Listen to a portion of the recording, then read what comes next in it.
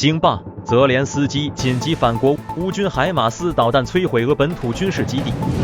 惊雷在响，俄5万大军压境哈尔科夫，乌远程反击正酿大变局。卡德罗夫突高调称车臣为主权国家，紧急从前线召回2000特种兵。曾轰炸马里乌波尔的俄副市长死于同性情杀。乌克兰400万发炮弹对决俄军人力极限。哈马斯覆灭倒计时，伊朗动荡加剧，中东迎来最危险转折点。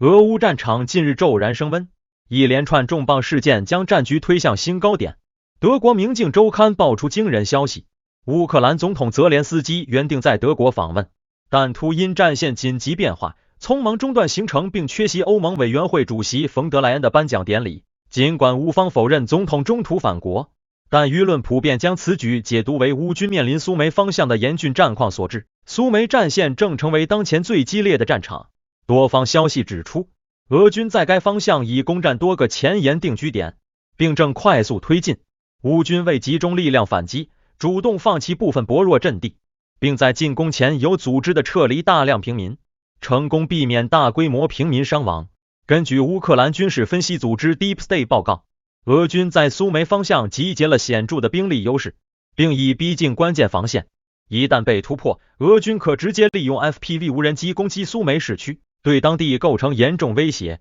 目前乌军防线虽承压，但整体仍保持稳定，正在奋力组织抵抗。就在地面战激烈展开之际，乌克兰军队于5月29日发起了一次高强度远程打击，目标直指俄罗斯库尔斯克州。据诺尔报告披露，乌军当日向边境城市科列涅沃发射了数枚海马斯导弹，精确命中俄军一处永久性军事基地。该基地长期被俄军用作苏梅方向的进攻桥头堡，疑似为一支海军陆战旅的指挥部。空袭后爆炸声持续不断，卫星图像和现场画面显示，大量建筑物被彻底摧毁，地面散落大量军事装备残骸。尽管俄方尚未就此做出公开回应，但这已不是该地首次遭到乌军远程打击。自2024年下半年以来，科列涅沃就屡次成为乌军炮火目标。俄方一度坚称此地为医疗设施，但这次精准打击无疑揭露了其真实军事用途。据悉，日前俄军正试图在苏梅建立所谓缓冲区，从多个方向发起突击。据报道，俄军近期对米罗皮利亚地区发动至少4轮进攻，但均被乌军成功击退。乌方还摧毁了俄军一处用于部署无人机的秘密掩体，展现出精确打击能力。不过，俄军也取得一定战果。目前已短暂控制苏梅边境的沃多拉西、比洛沃迪、洛克尼亚和巴斯夫卡等4个村庄。乌军方面正在组织强力反攻，试图遏制俄军进一步推进。苏梅防线压力持续上升，俄军意图在该地区建立稳定的前沿阵地，对乌克兰北部形成战略威胁。但乌军展现出韧性与技术优势，不仅有效组织防御，还在战略纵深实施打击，显示出这场攻防战仍远未见分晓。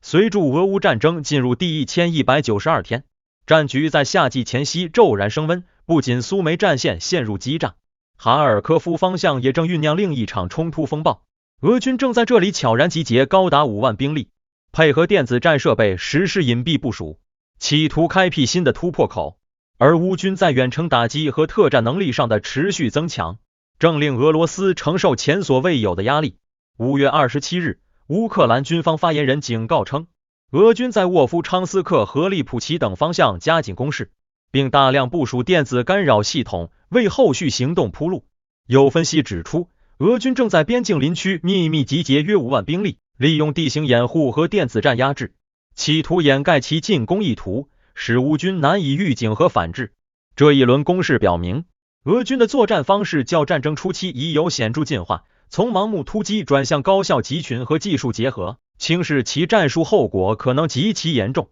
克里姆林宫正在试图通过进占苏梅与哈尔科夫构建所谓缓冲区，阻止乌军打击俄本土。但包括被囚的顿巴斯战争之父斯特列科夫在内的多名俄罗斯强硬派却直言不讳地批评，俄军兵力不足，难以维持如此漫长的边界战线。这一战略不仅难以奏效，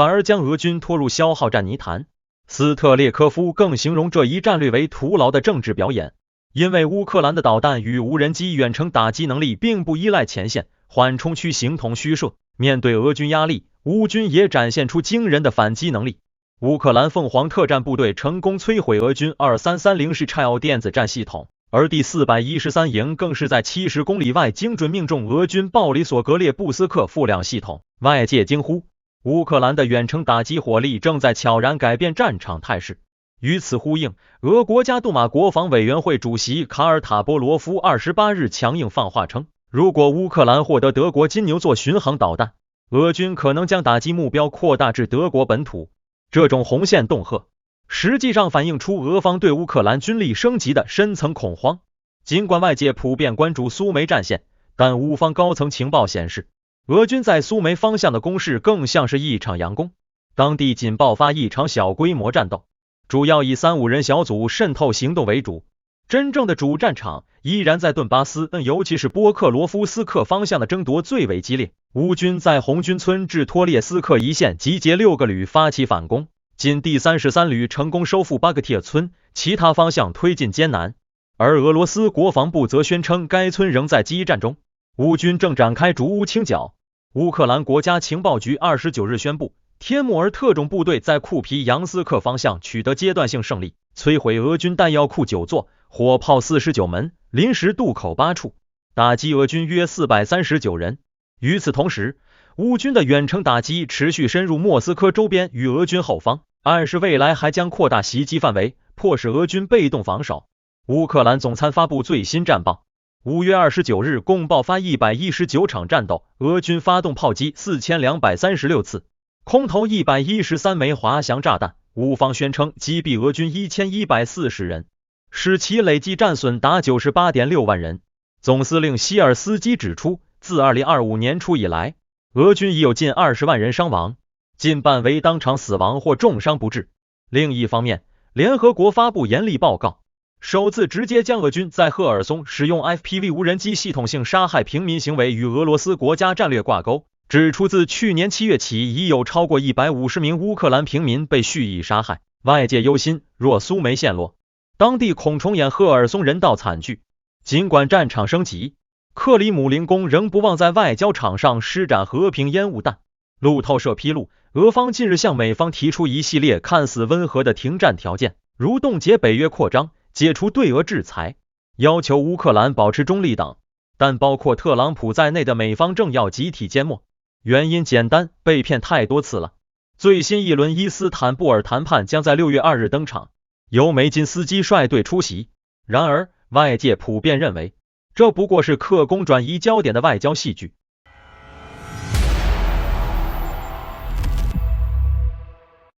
车臣领导人卡德罗夫近日又一次站上风口浪尖。他在5月28日的一次讲话中罕见的公开表示，车臣是一个主权国家，并强调绝不允许任何外来干涉。这一措辞被外界广泛解读为再次挑战莫斯科的中央权威。据 Nexta 新闻报道，卡德罗夫的这番表态背景复杂。正值有分析称，俄军3个摩托化步兵旅已接近车臣边境之际。与此同时，他还紧急从乌克兰前线的马里乌波尔撤回了大约2000名车臣特种兵，进一步加剧了与克里姆林宫之间的紧张关系。尤其值得注意的是，此次车臣擅自撤军并未事先通报莫斯科，这一举动已引发俄高层的不满。虽然俄方尚未做出正式回应，但这已让车臣与中央之间本就微妙的关系变得更加敏感。近段时间，关于卡德罗夫去留的传闻不断，有报道称他曾考虑辞职，并推动其17岁的儿子亚当接班，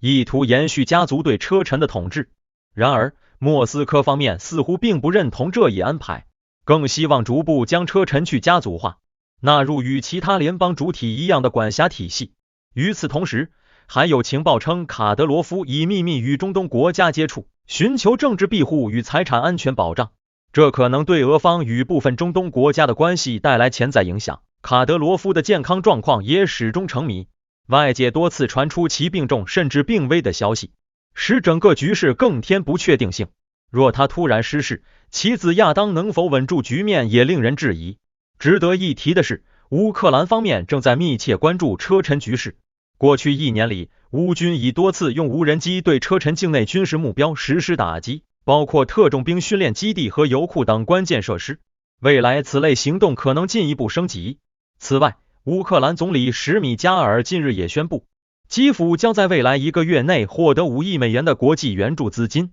其中部分将通过动用被冻结的俄罗斯资产来偿还。这笔资金预计将继续强化乌方的反攻与远程打击能力。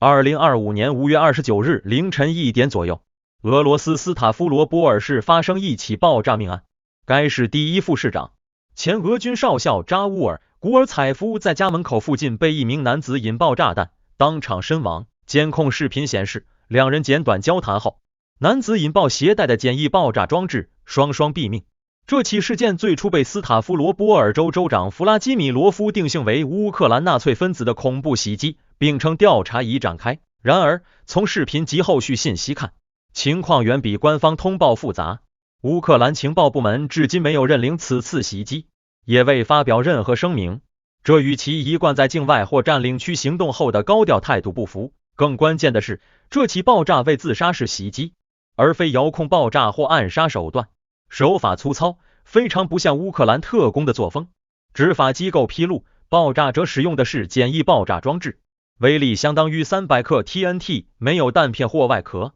不像军用炸弹，更像私人制作。多家俄罗斯本土信息源，包括支持克里姆林宫的 VC 和高库频道，都提出另一种解释，这是一场同性情杀。凶手是29岁的尼基塔·彭科夫，曾在俄联邦监狱系统工作，与古尔采夫在同性恋交友网站上认识，两人关系破裂。彭科夫疑似在情绪失控下选择殉情式报复。据称，彭科夫在15天前搬到了古尔采夫住所附近，多次出现骚扰行为，最终引爆炸弹，两人同归于尽。要知道，俄罗斯社会与法律长期强烈反对同性恋，甚至有人因网络表情被捕。在这种环境下，古尔采夫这种高级军官兼副市长的身份，若被发现有同性关系，恐将声誉尽毁。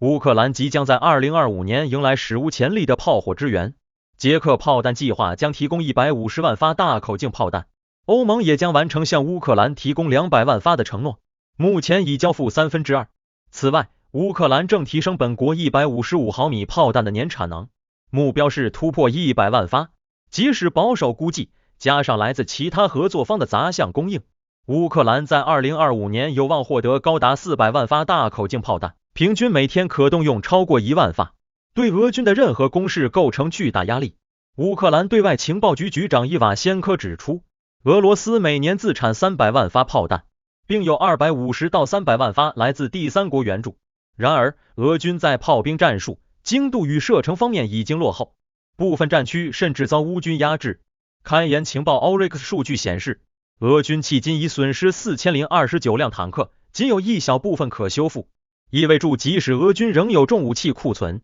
但在当前高消耗下，储备撑不过明年。俄军工业虽可翻修旧装备，却难以快速制造新坦克与火炮。乌克兰总司令希尔斯基则表示，仅在2025年1月1日以来，俄军伤亡人数已超过194140人，意味着俄军平均每天损失逾1300人。随着战争持续，俄军的兵力与装备消耗愈发严重。尽管克里姆林宫极力动员资源填补前线缺口，但其可用人力与工业产能并非无限。按照当前趋势，俄军的累计战损人数即将突破100万大关，战争代价正变得越来越沉重。关于俄军兵力补充，俄罗斯前总统梅德韦杰夫称，每月新增兵员至少 1.4 万人，而普京则在5月13日声称为5到6万人，两者说法相差悬殊。乌方则援引情报称，俄军日均征兵1000到1200人，自战争爆发以来已动员130万人，约100万人伤亡。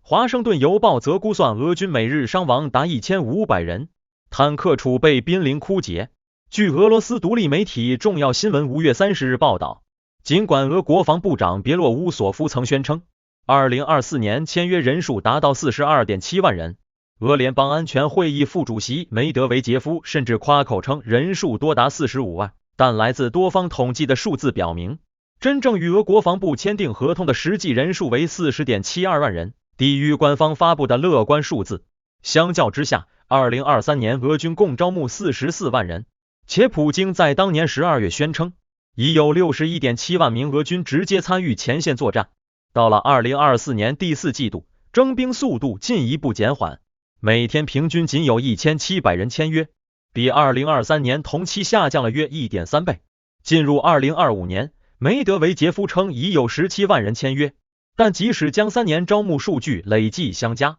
理论上总兵力应突破120万人，然而前线实际人数仍维持在60万左右。外界认为，造成这一兵力缺口的核心原因是俄军伤亡规模远超补充速度。根据美国战争研究所一速的估算，俄军目前每月在乌克兰战场上损失大约2万人，而这一速度早已超过招募速度。2025年征兵形势愈加严峻，征兵率正持续走低。更严重的是，俄媒密地zo那援引大量公开来源确认，已有超过11万名具名俄罗斯士兵在战争中死亡。若加上未确认死者，总死亡人数可能在 19.1 万至 26.9 万之间，受伤人数估计在60至80万之间，整体伤亡总数已逼近100万。乌克兰方面统计也给出了相似的数据，进一步印证了战争烈度之高。如今，战争已进入资源与时间的比判阶段，若无法遏制伤亡增长或有效重构兵源体系，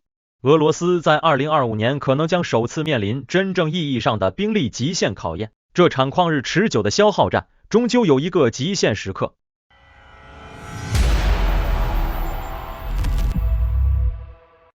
5月30日，以色列军队继续在加沙展开多线作战，重点在汉尤尼斯、拉法及与埃及接壤的边境区域发起进攻。目前，以军已经控制加沙约 40% 的区域，预计2个月内将完成 75% 的控制范围，并表示这些控制将是永久性的。哈马斯再无东山再起的机会。同时，以色列与美国联合设立多个援助分配中心，直接绕过哈马斯与联合国等传统援助体系，由商业机构进行管理。这种机制使哈马斯无法再操控援助物资倒卖牟利，并削弱了其招募武装的经济基础。哈马斯领导人奥萨马·哈姆丹怒斥这种方式，呼吁加沙民众宁可饿死也不要接受占领者援助。但现实中，加沙民众反响热烈，甚至有人在领取援助时高喊特朗普、内塔尼亚胡，并冲击哈马斯控制的物资仓库，直接动手夺回属于自己的物资。